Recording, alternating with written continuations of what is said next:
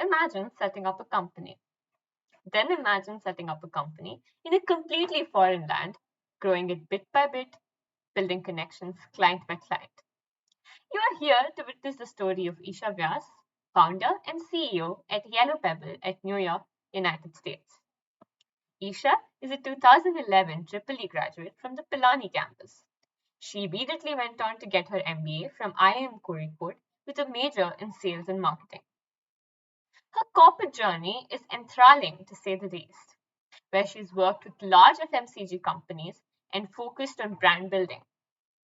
With close to a decade worth of experience in brand building, she decided to put her expertise to use and started Yellow Pebble in 2020. Yellow Pebble has seen over 130x growth year on year in these 2 years, despite being a wholly bootstrapped company. In this podcast, Isha gives us a glimpse into the life of an entrepreneur and what it means to have BITS as an alma mater.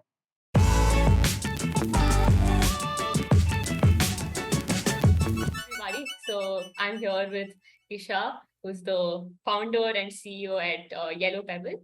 So she's joining us from New York. And hi, Isha. Nice to have you here. Nice to meet you too. So I'll just move on to our first set of questions and that we have for you. So how was your high school period and what made you choose BITS? I was a very simple, straight A student. I was always doing really good academically. And so it was like an obvious choice for my life to become either a doctor or an engineer. At that time, I had this massive, I still love space. So I was like a fan of astronomy. I used to like attend astronomy sessions here and there. So I was like, I'll become an aerospace engineer. So I went into engineering at that time and just gave all the competitive exams. I got acceptances from pretty much all the three big like IITs, NITs, and BITS. And BITS was the best fit in terms of like the course I was getting. And basically how my career then shaped was very, very simple. So yeah, that's it about high school and BITS. That sounds good. I mean, it's like any Indian child who wants to get into college. So that's much of the story, I guess. Yeah, so, if you're good at studies, it's either doctor or engineer. I was dead set against medicine, so I became an engineer. Right, makes sense. I think many of us do that. So yeah. So how was your impression of BITS when you got there? What do you think it had in store for you? I would say like my heart fell through the floor because I don't know how BITS camp. I know there's been so much more renovation. I keep seeing videos of the new campus. I went to Pilani. It was this, first of all, it's like a rickety ride for 6 hours from Jaipur to Pilani. And then when you get there, there's these old yellow buildings. And I was literally like, oh my God, it's in the middle of nowhere. And it scares you a little, especially if you come from like a town or a city. It's too small. And then the realization also hits you. You're away from your family for the first time. And now you have to like really start adulting, which you've never done before.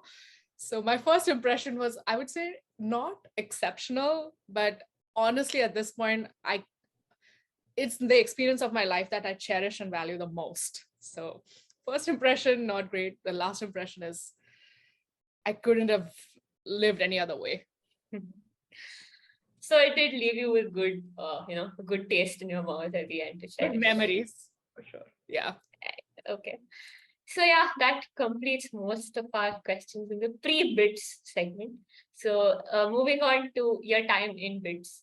So how was your life in Pilani and how did the diversity treat you of sorts? Yes, as somebody who's kind of lived in a small town and interacted only people who are from your same region, BITS was my first time I started using English as a first language, and it's possibly shaped how I speak for the rest of my life. I think my thoughts are now in English. I think there's so much to learn from different kinds of people who come to campus. So it's almost like it's a mini world. Like you're exposed to a very controlled environment of what real life and world is going to be like.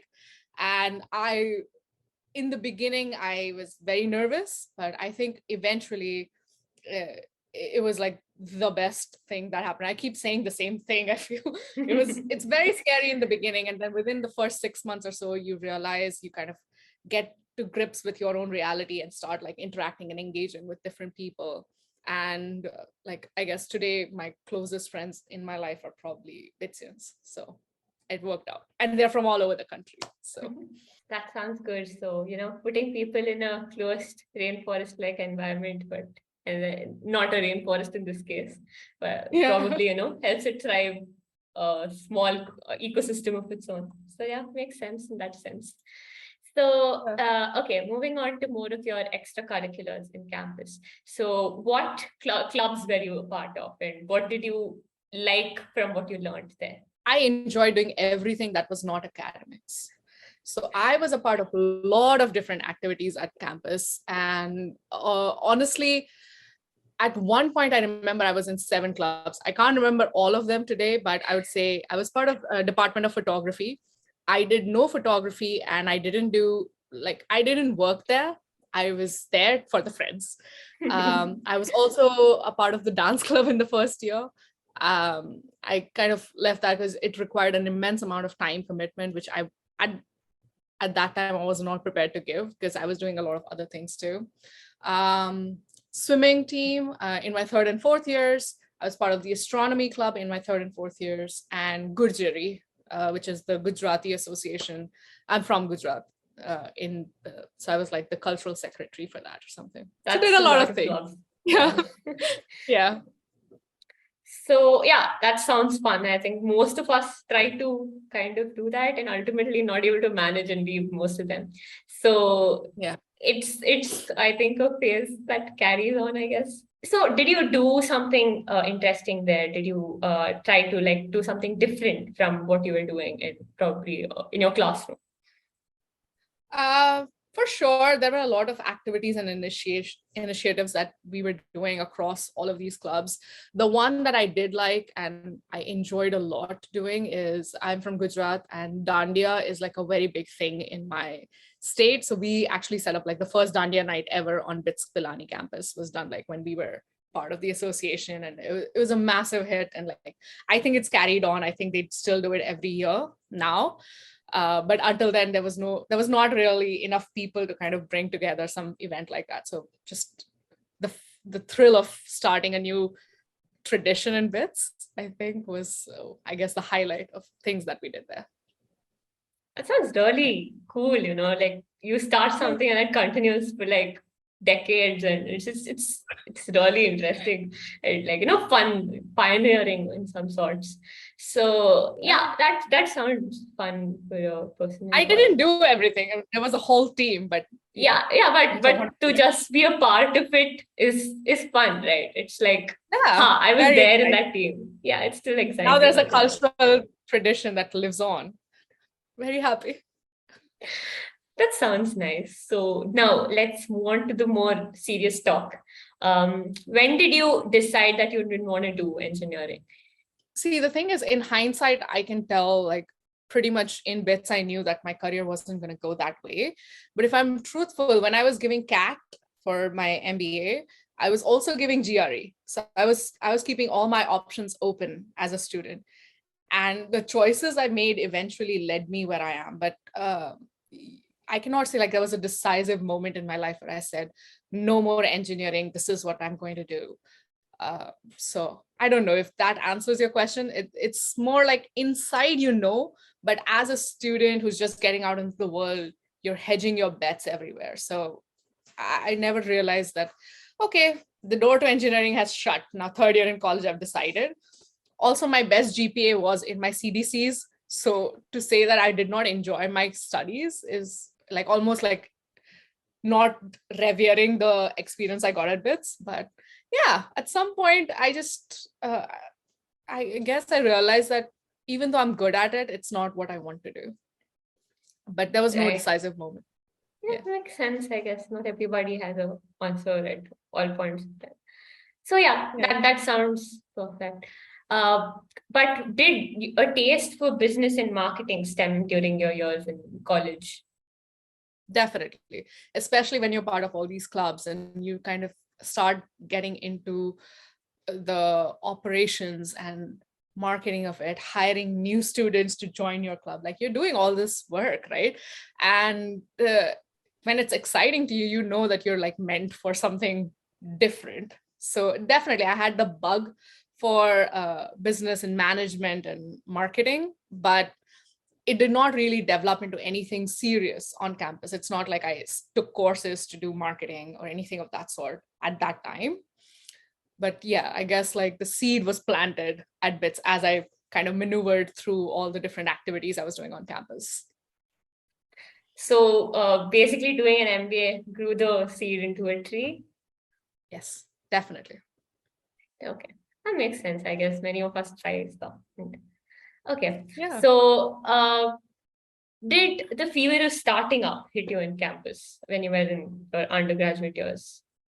No, I actually never thought I would be an entrepreneur until I would say 2018 or so. So it's a major part of my life was all about corporate career and becoming like the CMO of a Fortune 500 company. Like that was my career goal for the longest time.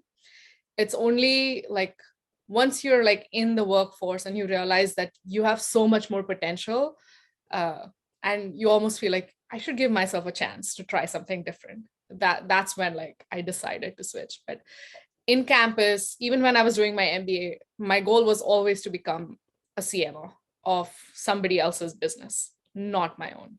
So no, I had no startup aspirations starting on. And that's the thing, right? The beauty of us, like as we evolve, is like you can make choices. I feel like most people think like they have to have the answers in college, and I'm living proof that I've just explored my way through life.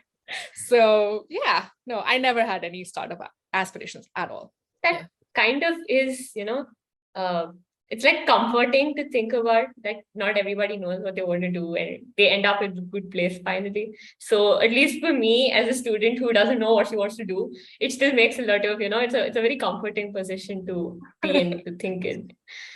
Yeah. So yeah, now let's move on to your time at IIM Kozhikode. So people generally do choose to work at least a year or two before getting their MBA. But what made you decide to take one immediately after graduating from BITS? I'm a reluctant student. So being good at studies doesn't mean you enjoy studying. And I kind of knew in my life I wanted a master's. So even if I had gotten through GRE, I would have done it then. I wanted a master's degree. I value higher education. I value it a lot. And I just knew that if I got a break and I got a taste of like life outside where you're making money and you're living like the luxuries of life, I wouldn't come back to education. So it was almost like self-awareness of who I am. However, in hindsight, I'll say this. Masters in engineering is a different world, but masters in like MBA itself is, you should try to get some real world experience, because I felt how inadequate I was when I was studying there, because people would come up with, in real world, this wouldn't happen. And I had no idea because I had not really had, apart from the internships, I never had like a chance to see how businesses actually function. Right. Yeah. So that does add up to people saying, work for at least 2, 3 years before you decide to take a. I advise everybody, please do that. Right. Okay. So, given that you've been in the US and you must have interacted with a lot of folks who've actually done an MBA from the US, what do you think is different from the MBA program here in India and that from US? And what do you think is a better place to do an MBA from? It depends where you want to build your career. So if you want to build your career in India, an MBA from India, Indian schools are very thorough in how they educate you. So I don't think like the MBA has any difference in terms of like the content of education that you get. It's more about the network you build. So if you eventually want to set up a world in America, or if you want anywhere in the world, just by the global presence of the institutes in the US, it just has a bigger brand recall. You're valued more as an employee or even as an entrepreneur. So that's where I think American B schools kind of trump what happens in India from an education and like the quality of life that you get out of the B schools. It's pretty much the same. The other thing is the American B schools also like do a lot to like I don't know how to say, like hone you into a business professional. So how etiquette classes, how should you speak? They have a lot of like speaking engagements. There's you go and participate in debates and group discussions, and they're intentionally pushing you to become more well-rounded as a business person coming out of your B school. Whereas in India, it's still more of an educational mindset. So we're still in that cocoon of where we are studying. And then the third thing is in American business schools, pretty much all the students are working part-time or doing something outside of their studies. Whereas in India, we're usually just restricted to the education. Again, we're just staying in that closed environment. For example, right now, I'm hiring people from Columbia and Carnegie who are business graduates. So, like it's essentially, they are still students. It's not even like their internship. It's basically a part-time job. And they're taking it on to work with us and get some real world experience as they're kind of still studying. So those are like the things that I think US business schools do different. To say one is better than the other, I don't think I'm qualified to say that. Gives us a picture of what is the scenario here and there and how one can make an informed decision. So yeah, makes sense. So coming to your MBA, so did it fuel your passion for marketing? And if yes, how did it change your perspective from the one that you had at BITS? Like you mentioned, you sowed the seeds. How did it actually help it grow into a perfect tree that you wanted? Right. So in MBA, usually the first year is again similar to how the first 2 years at BITS are. You have like same courses. So you basically get exposure to supply chain management, project management, finance, marketing. And I would look forward to marketing classes. And also I started auditing other classes that I was not even like eligible for. I used to just sit and listen. Like that's how much I loved it. Today, I eat, breathe, and like sleep marketing and like branding.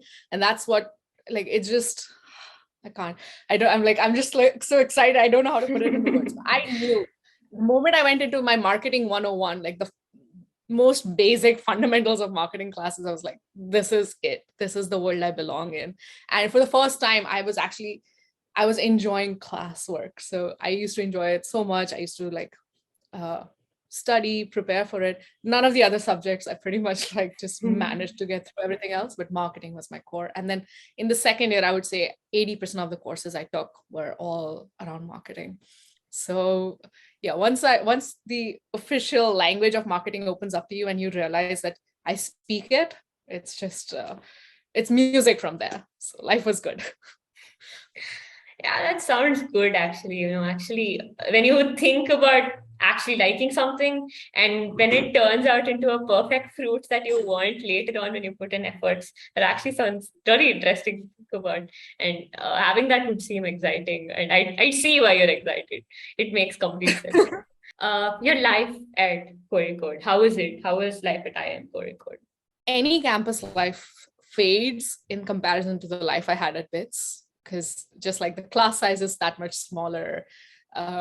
I always compared everything to BITS Pilani. So I almost like feel like I did not enjoy the experience as much as I should have.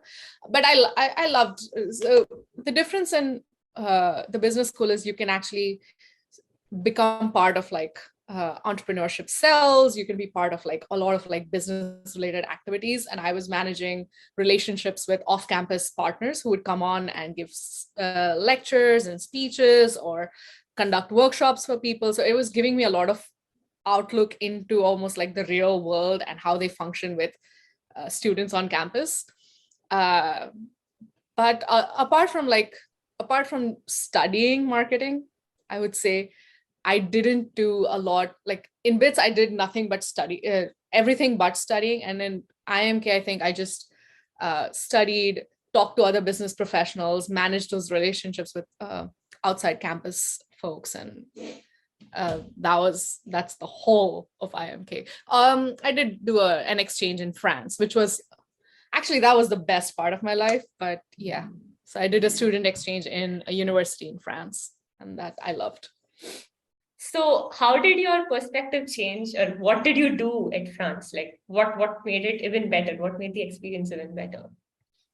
So I was studying international business and luxury marketing. Those were the two big courses. I'd had a few other smattering of other courses, but those were the two big courses I took in France. And international business is like all these students from uh, like different parts of Asia, different parts of Europe, different parts of like Australians, Americans, they're all together in this one classroom. And that's my first exposure to an international classroom, because I'd never even left India before then. So it was almost like an eye opener of how a Chinese student studies versus how an Australian, like it's so drastically different. It's almost like you're observing, like it's like people watching in class, and there's just so much to learn from different ways of learning, different ways they think about case studies. Yeah, I loved my time in France. I think not just for our studies, also we traveled a lot on budget. So it's almost like backpacking through Europe, and that gives you so much more cultural awareness of the world. So yeah, So loved it. diversity at BITS was 1x. This is probably 10x, if to say More, so. yeah, exactly. And that's when I realized like one should travel, try working in different geographies, because your perspective about the world is so much broader. And that's how you can be a, like for me, that's how I can be a good marketer, because I can think about what an audience in so and so geography, or what a 30-year-old is thinking in the UK versus in America. And not saying I know all the answers, but I at least have a broader perspective because I've seen how they live. Right. That makes a lot of sense. So that completes our segment with IIM Kozhikode. So now let's move on to the corporate life part, to say so.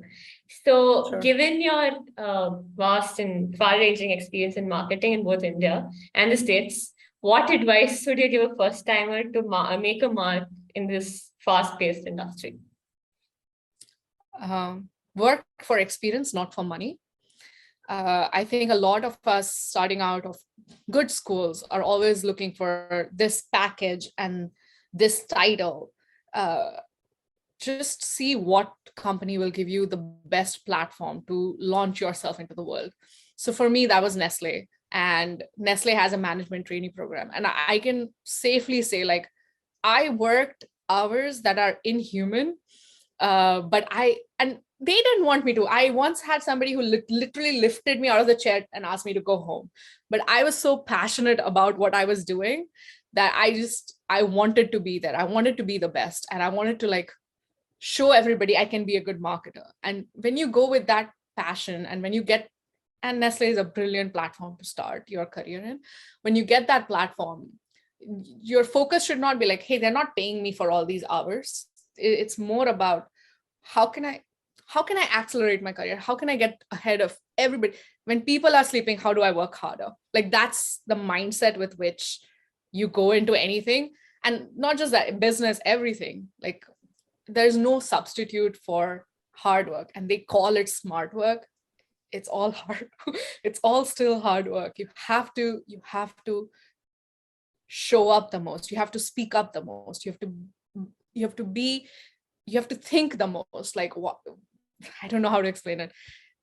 If you're passionate about it, give it your all. And if you're not, then live however you want. But if you want to reach, like, the pyramid just gets smaller. There's only one CMO. There's 10 marketing associates. So if you want to be that one, you have to work harder than all the others. And that's just the truth. So yeah, my advice would be, don't chase the money, don't chase the title. Think about who will give you the best experience and exposure and platform to like succeed, and go for those companies and hope that they hire you as well. Right. That makes a lot of sense. So experience greater than money / position. Yeah. Right. Okay. So that's solid advice. So okay. So this is more about your question, more about how you moved to the States and what made you move to the States after 1.5 years of corporate life in India, and what do you think is different in the States in comparison to home? Right. So I have a slightly unique story in that my grandparents lived in America for about 40 years, and they had always wanted to have the whole family here. So they filed our papers ages ago. And somewhere during my time at Nestle, the papers came through and my family moved to the US. I decided to stay back. But at that time, I could see how much my parents being as at their age, it was harder for them to settle in America. And my sister was still in school. So she was much too young to support the family. So that was the time when I stayed back for 3 months, and then I realized how much they were struggling without me. And I realized it would be like, I don't know if I would make life better, but I definitely was confident that I would be able to find a job and start off. So I took the leap of faith and I kind of just moved to America. I did not have any school that I could go to. I did not have any job set up for me. I basically just packed my bags and landed here with nothing and a family. So that's how I moved here. Once I was here, I have a very, very kind, and this is where the first time I want to talk about like BITS and what it means to be a BITSian, because I landed in America and within 2 weeks, I was actually at my friend's house, my BITSian friend's house, and she gave me her bed to sleep on, the groceries to eat, never charged me a penny. And she was so supportive while I figured out, like gave interview after interview and like tried to figure out like where do I go from here. And another BITSian friend also, they gave me their credit card. So it's like, if you need money, you can use it. I never swiped that credit card once, but the fact that I had it gave me so much mental security in my heart. Like, okay, if I need money, I have something. So I guess that's my experience of coming from India to America. That's a very different story, and it's very inspiring to say so. I mean, just having the guts to actually leave your country and a job you have here and go to a rather foreign state and work there. I mean, that's a lot of guts to say so. So how's your life as an entrepreneur? Tell us a bit about your venture, the Elephant People. In the pandemic, I started 2 businesses. The first one was Elephant People. Elephant People was all about bringing sustainable wisdom from India to the US and bring it in the form of products. And so we picked a few elements like cork, bamboo, and copper, which are like elements that are vastly available in the world and can be used and recycled, all of those things. However, the timing was really, really bad. We started right before the pandemic as a company. And then when the pandemic hit, like most of our goods were like stuck somewhere offshore. Some of the goods came through. We were not able to launch properly. And at some point, like the cash flow did not really work out for that company. So Elephant People was something like we shut pretty much within the first year of launch. And someday I want to resurrect that as a brand because I really, really like it. The concept was to like donate 1% of all of our earnings to an elephant charity in Africa. So I was like really excited about like helping the elephants. But someday we'll kind of come back to it. Right now my focus is, and also at that time you also realize like starting too many things at once, you're not going to do justice to any of it. And Yellow Pebble was kind of within like a 6-month period, Yellow Pebble also started. So Yellow Pebble is the company that I run now, and it's flourishing, and I'm very proud of the journey we've made. And it's about marketing, which I already said is like the love of my life. So yeah, Yellow Pebble started actually unofficially. It'll be 2 years in July. Officially, we incorporated in October. We were legally a company in October of 2020. But yeah, it was like a pandemic baby, and somehow we've kind of grown it into like not a mature adult, but like a decent, like all teenager, and the company is doing really, really well.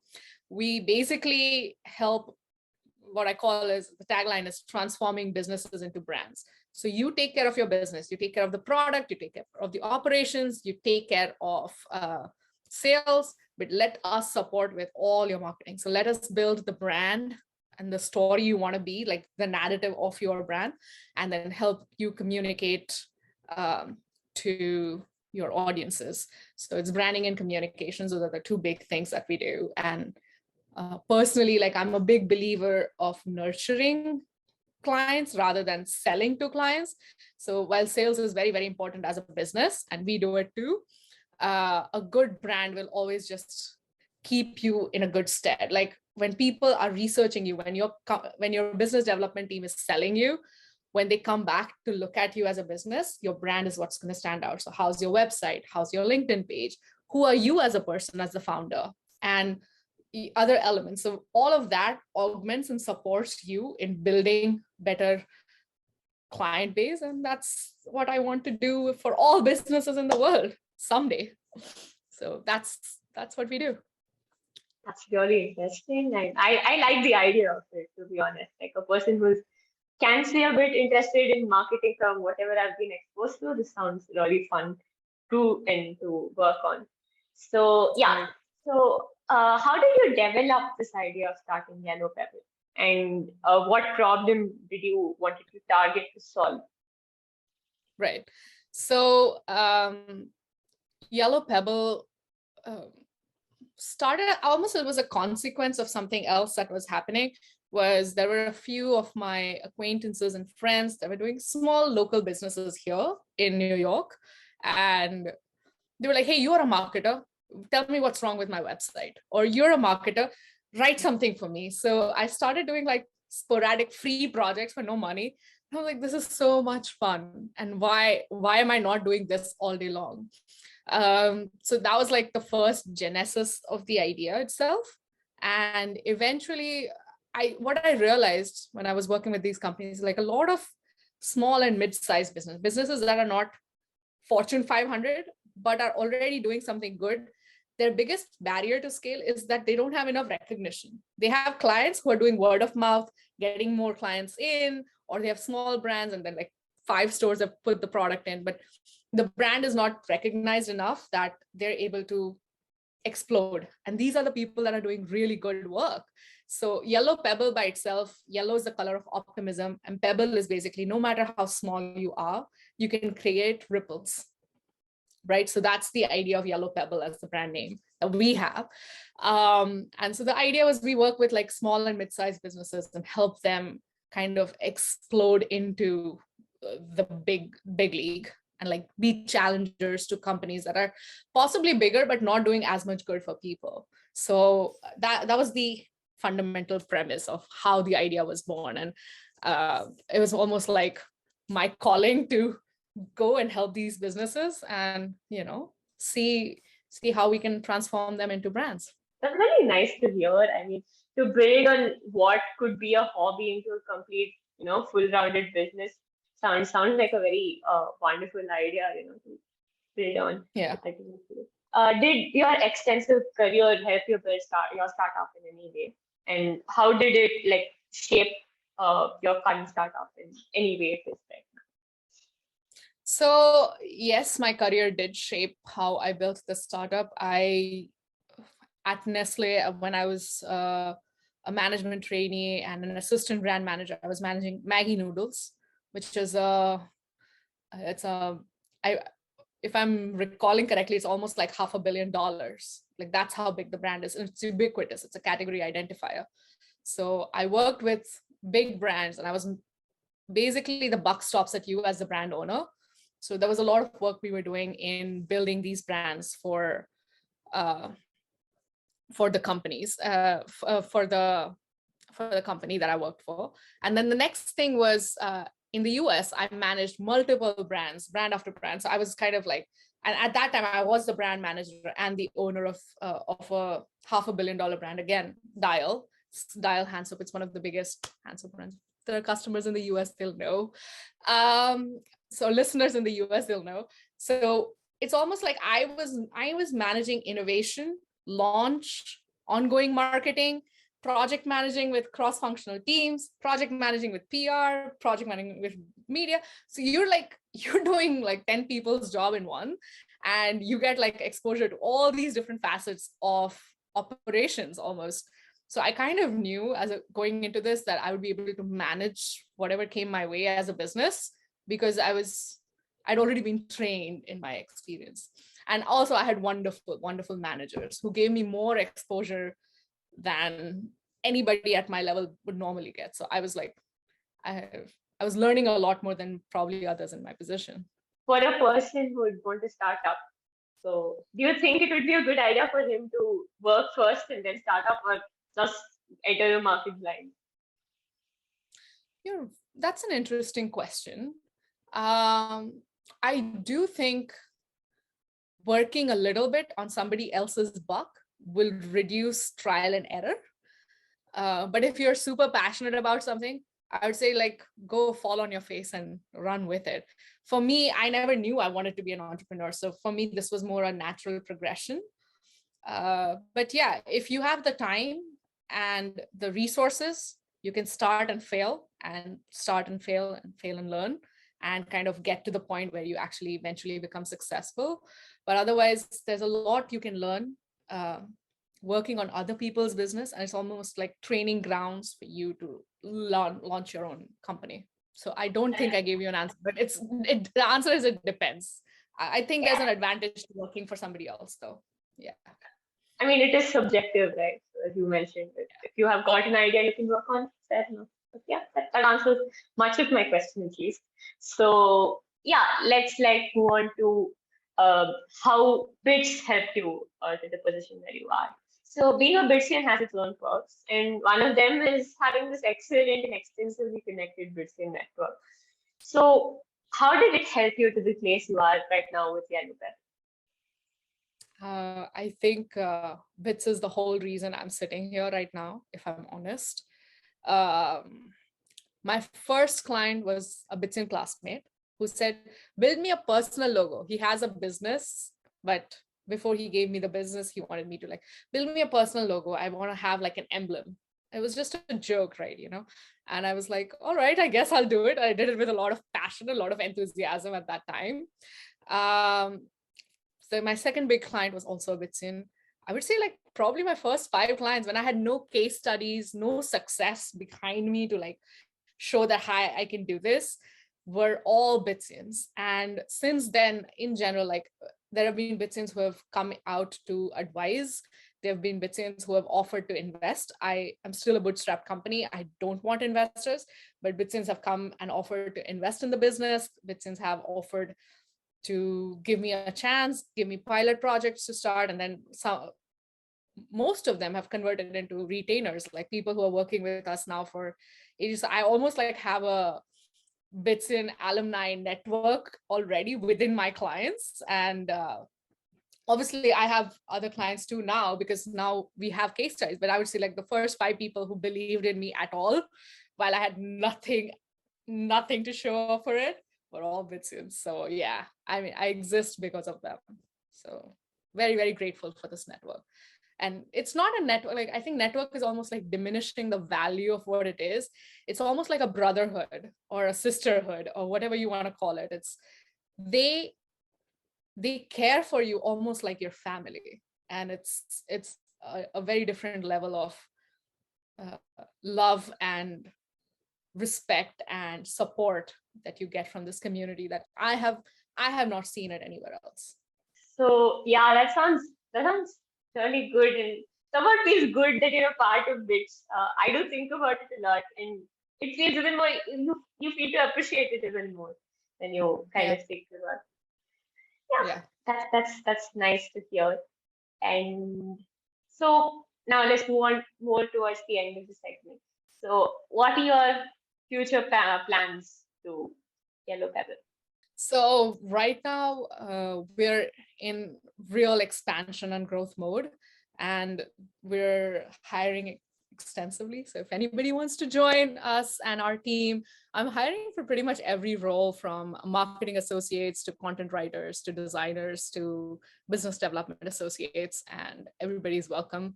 BITSians gets dibs. So, come and reach out to us.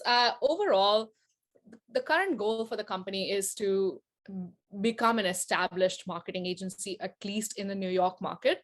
We're slowly getting there. There have been places where people actually know me.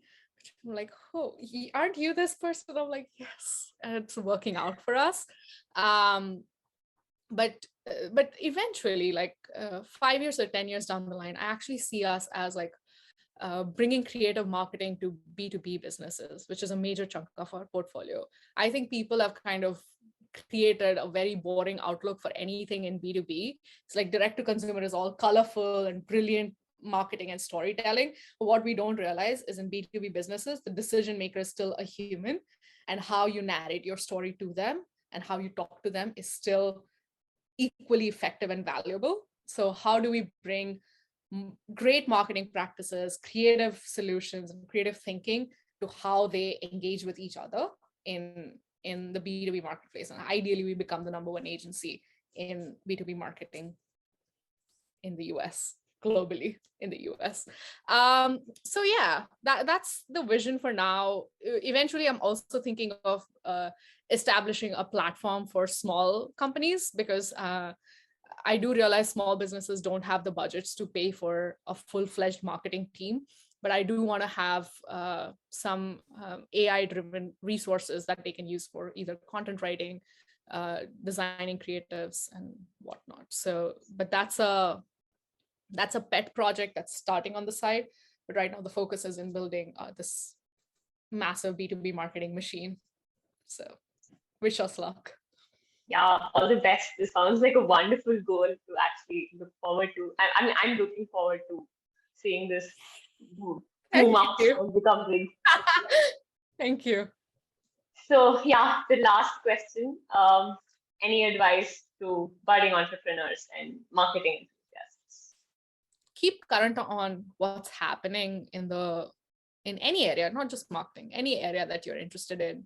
You cannot be caught talking to a client or talking on a podcast, not aware of the latest updates or insights in your industry. You have to be insightful and thoughtful when you're speaking to anybody. So that's important. Just keep your knowledge updated. If you're starting out as an entrepreneur, I would say don't make the mistakes I made, which is don't leave your job unless like you have a few clients in hand. So you don't start from scratch. The fortunate thing for me was I did budget for it, which also I recommend. Even if you have a few clients in hand, think of the worst case scenario, and that's just contingency planning. It's not pessimistic outlook. I mean, I think I'm very optimistic about my business, but you have to have a buffer of 6 months to a year, where if you earn $0, you're still able to support at least the minimum basic lifestyle of your existence. Because if you're not thinking about that, the stress of having to earn for your life is going to push you into taking a job too soon, or like finding a backup. Whereas you want to give all your attention and energy to the business, then you have to just make your finances a little bit secure before you jump into it. And then profit. A lot of businesses think like, I have a great idea, I will make money eventually, is a very dangerous territory. Although it works sometimes, for the most part, you have to have a strong business model associated with the idea.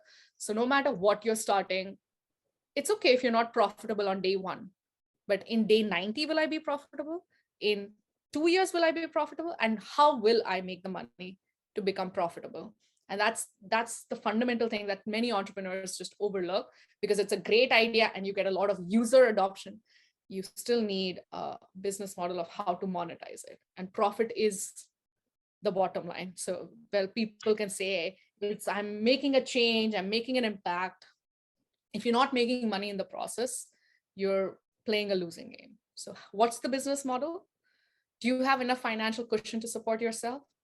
And do you have a few clients or few customers? Some people who have said there's value to what you're doing, just a proof of concept, and then go for it. So yeah, Isha, that's much of what we had today. Thanks for joining us. It has been a great time talking to you and getting all that information and knowledge, and it's pretty interesting.